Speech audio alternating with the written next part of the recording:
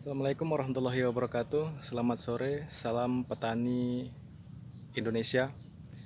Kembali lagi bersama saya Setio Prayogo di channel S Prayogo.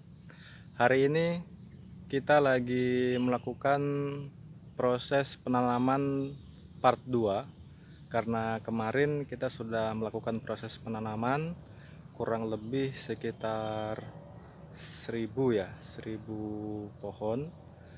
Dan hari ini kita siapkan bibit sebanyak 2000 pohon, karena berhubung kita tadi start melakukan proses penanaman agak sore, sehingga kita mampu menanam sebanyak 500 pohon gitu. Nah, jadi dalam penanaman proses kedua ini kami menggunakan beberapa cara yang sering dilakukan oleh petani-petani nilam yang lainnya, yang mana bibit sebelum ditanam kita lakukan perendaman terlebih dulu menggunakan perangsang akar, dan setelah direndam kurang lebih selama 15-20 menit baru kita lakukan proses penanaman di media yang sudah siap gitu. Nah, tadi ini ada beberapa bedeng yang sudah selesai. Di belakang saya ini kemarin kita sudah selesai melakukan proses penanaman, dan hari ini dalam proses penanaman kedua kami, lupa. Kita lihat dulu bagaimana proses perendaman dari bibit yang kita sudah siapkan. Ya. Jadi seperti ini bibit yang kita rendam menggunakan perangsang akar. Dia airnya tidak terlalu banyak, yang penting dia ujungnya terendam ya. Nah, ini fungsinya kenapa? Fungsinya agar supaya dalam proses penanaman, proses pertumbuhannya itu lebih cepat dan daya tahan tubuhnya lebih kuat dibanding dengan tidak dilakukan proses perendaman terlebih dulu gitu. Nah, sehingga metode ini juga bisa dilakukan oleh teman-teman petani nilam yang lainnya, karena ini modalnya tidak terlalu banyak dan sangat sayang kalau misalnya teman-teman tidak melakukan ini. Ini kita menjaga supaya ketahanan dari tanaman itu lebih kuat lagi gitu. Karena biasa kalau tidak menggunakan perangsang akar, dia ketika kita lakukan proses penutupan dan kurang lebih 10-15 hari nanti dibuka, ada yang membusuk batangnya ya. Nah, tetapi kalau misalnya menggunakan perangsang akar ini, insya Allah nanti proses pertumbuhan akar dari batangnya itu lebih cepat.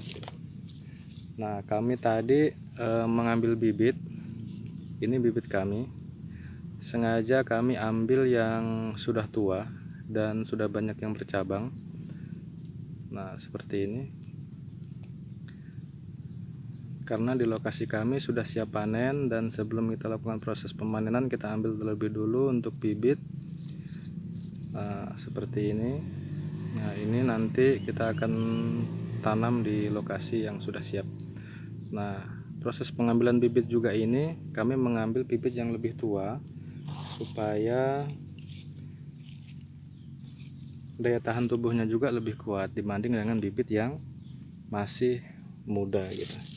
Nah, untuk perangsang akarnya sendiri saya menggunakan root moss. Nah, saya menggunakan root moss. Dia 1 liternya itu campuran root mossnya sekitar 1 mili ya. Takarannya seperti itu. Jadi ini yang sudah tertanam. Besok insya Allah kita akan lanjutkan lagi proses penanaman. Kurang lebih bibit yang kami siapkan sekitar 1500. Ini bibit kami sudah siap, baru tadi kita ambil di kebun.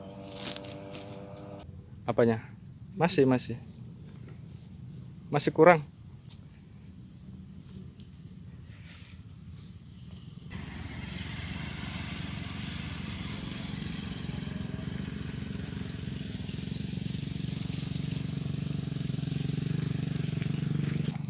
kita lihat Mas PI.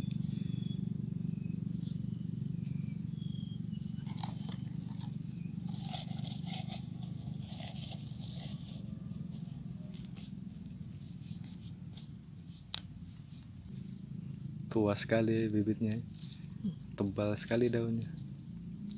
Ada yang masih muda DP ujung. DP ujung itu apa dia? Bengkok. Ya, jadi teman-teman sahabat petani, nanti ketika proses penanaman di lokasi ini sudah selesai, maka kita akan lanjutkan dengan proses penyemprotan rumput sebelum penutup dari tanaman nilam ini kita buka, agar supaya kita tidak kelabakan untuk mengendalikan rumput yang tumbuh di sekitaran tanaman nilam. Kita coba lihat kemarin yang kita sudah tanam, yang kita lakukan proses pembedengan terlebih dulu, sehingga dalam proses penanamannya kita tidak lakukan penutupan, dan alhamdulillah dia hidup semua. Ini yang kita lakukan proses pembedengan menggunakan bambu. Kita bisa lihat ini tumbuh, ini hidup.